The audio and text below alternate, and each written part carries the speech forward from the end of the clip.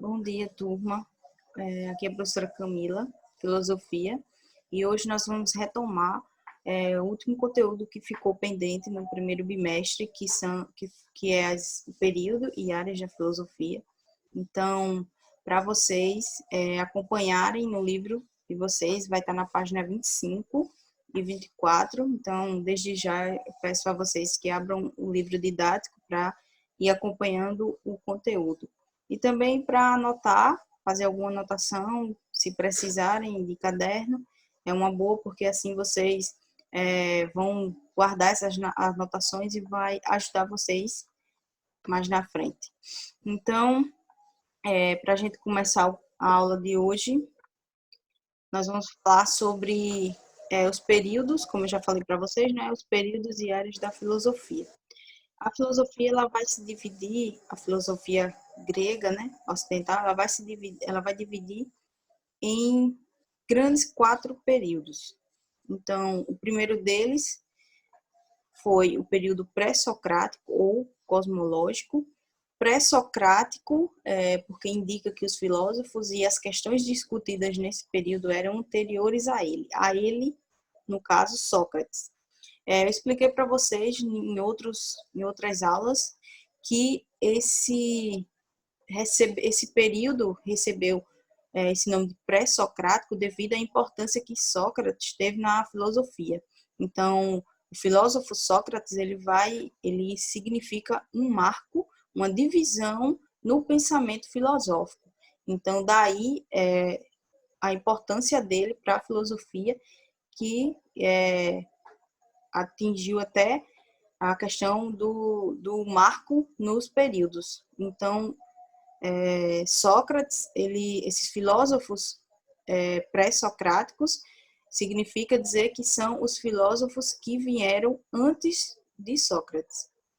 Então, por isso daí o nome pré-socrático, e cosmológico porque indica a investigação do princípio do qual o universo e tudo teria sido criado.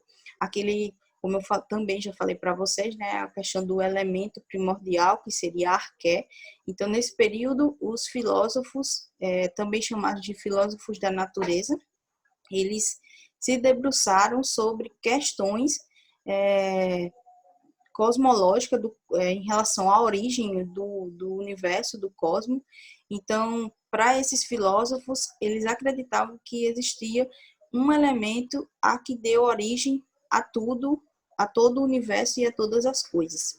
Então, nesse período, eles começam a usar a razão para tentar explicar essa origem, e não mais os mitos, como a gente viu antes.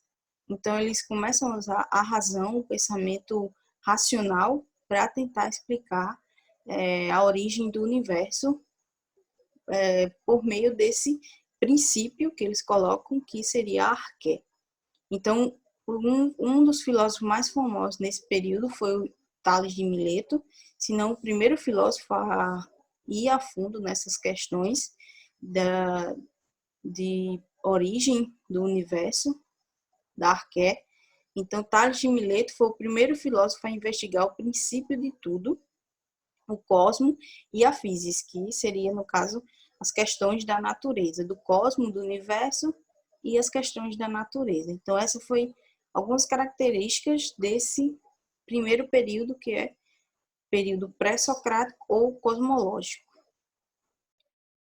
O segundo período, que tem o nome período socrático ou antropológico, aí a gente já vê que ele recebe o nome de Sócrates, porque justamente em virtude da importância do pensamento socrático e de Platão. Nós vimos também em sala que Sócrates ele não escreveu nada, ele não deixou nada escrito, então Platão foi o seu discípulo, um dos discípulos dele mais fiel, podemos dizer assim, e tudo aquilo que nós conhecemos de Sócrates hoje foi justamente escrito por Platão e por outros filósofos e discípulos dele também, principalmente por Platão, um de seus mais fiéis discípulos. Então, esse período ele vai marcar o pensamento socrático e antropológico, porque indica a principal reflexão filosófica desse período, que seria, no caso, o ser humano e suas relações. Então, aí vocês podem notar que há uma ruptura no pensamento filosófico. Se antes eles estavam voltados às questões de origem do universo, da natureza, agora vai haver uma transição para um pensamento filosófico voltado para o ser humano, para as questões que envolvem o ser humano, a alma, enfim. Então, as investigações que aconteciam nesse período eram basicamente e principalmente voltadas para a verdade e a virtude, o raciocínio e o diálogo filosófico, a vivência política, a busca do bem e da justiça. Eram considerados fundamentais nesse período. A gente pode também citar aqui algumas perguntas que eles usavam bastante para tentar entender as questões do ser humano, que seria, por exemplo, o que é, de onde vem, para onde vai, o que quer e como deve viver o ser humano, e eram algumas questões discutidas nesse período. Nesse momento também os filósofos eles se debruçavam bastante nas relações, na questão de como o ser humano deveria viver, a conduta que cada ser humano deveria seguir, digamos assim, principalmente baseada no pensamento lógico, no pensamento racional, e não mais num mitológico, como a gente viu antes. Então, essas foram basicamente algumas características desse período que, por sinal, é considerado um dos períodos mais importantes para a filosofia, devido à importância de Sócrates, não só de Sócrates, mas do pensamento em geral dele, e a partir desse pensamento dele, outros pensamentos que surgiram em relação. O próximo período foi o período sistemático. Nesse período sistemático porque por garantir a cientificidade do conhecimento filosófico, reunindo e sistematizando o pensamento já produzido. Se nesse primeiro período, que foi o período pré-socrático ou cosmológico, e no período socrático ou antropológico, a produção do conhecimento ela vai intensificar, vai haver diversas produções sobre determinados assuntos, diversos assuntos. Nesse período sistemático, Aristóteles, que foi o filósofo principal desse período, ele vai tentar reunir esses estudos e tentar sistematizá-los. Então, o que ele procura fazer?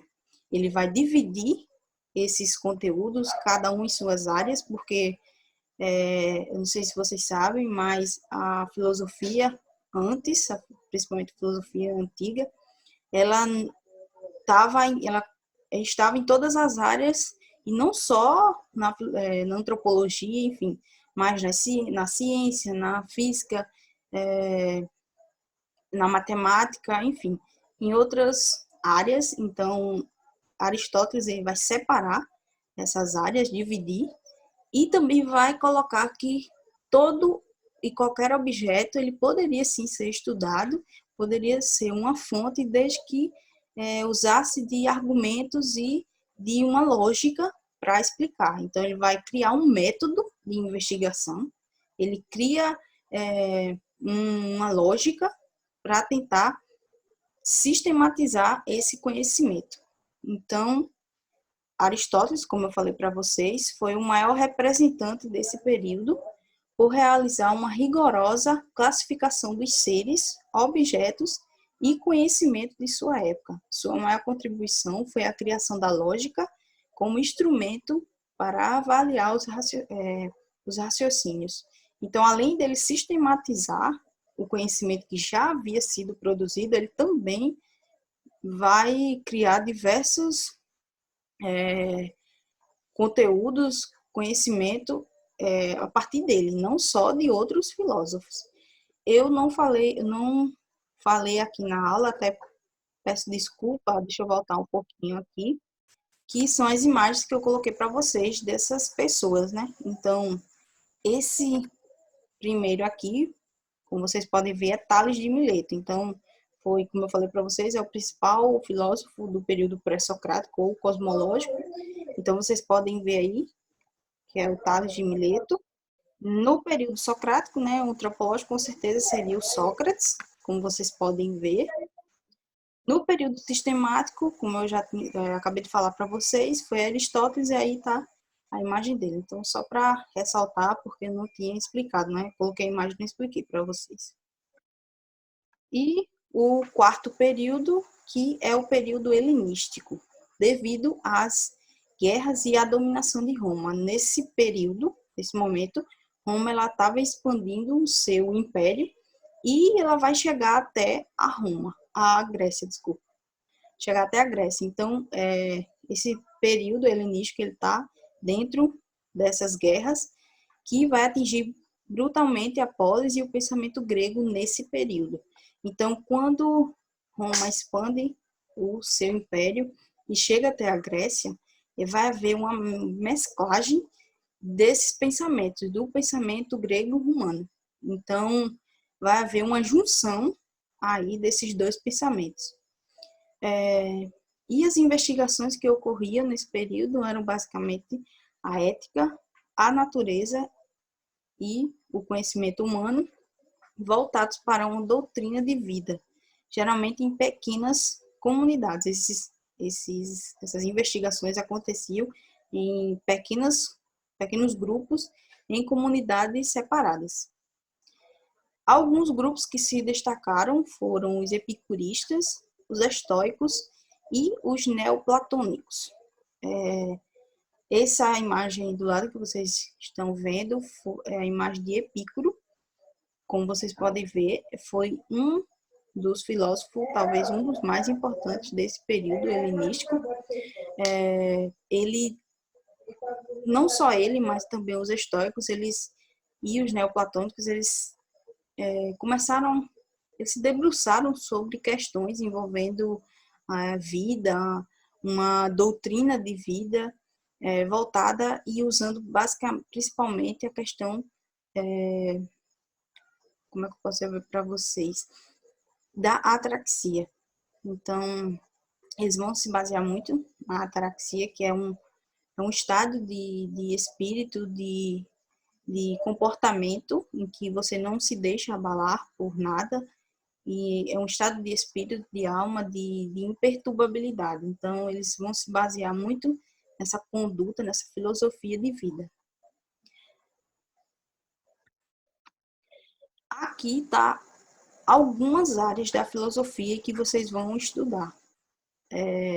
Existem outras áreas, mas eu coloquei só algumas aqui para vocês verem. Também vocês podem ver aí no livro de vocês.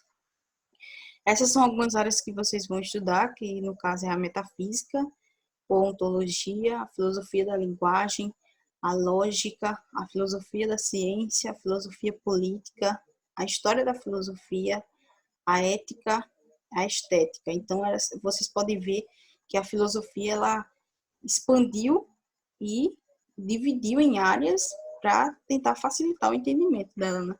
Então, essas são algumas áreas, existem outras áreas, como vocês podem ver, a filosofia ela é bem abrangente e ela chega aos diversos conteúdos. E aqui uma linearidade em relação aos períodos e aos séculos. Como vocês podem ver, a filosofia antiga, ela começa no século 7 a.C., no final do século 7 a.C., e vai até o século 3 depois de Cristo. A filosofia medieval, ela inicia no século 3 e vai até o século 16, mais ou menos. Já a filosofia moderna, ela inicia no século 17 e vai até o século 19. Já a filosofia contemporânea, ela inicia no século 19 e se estende até os dias atuais. Então, essa foi a nossa aula de hoje, espero que vocês tenham entendido.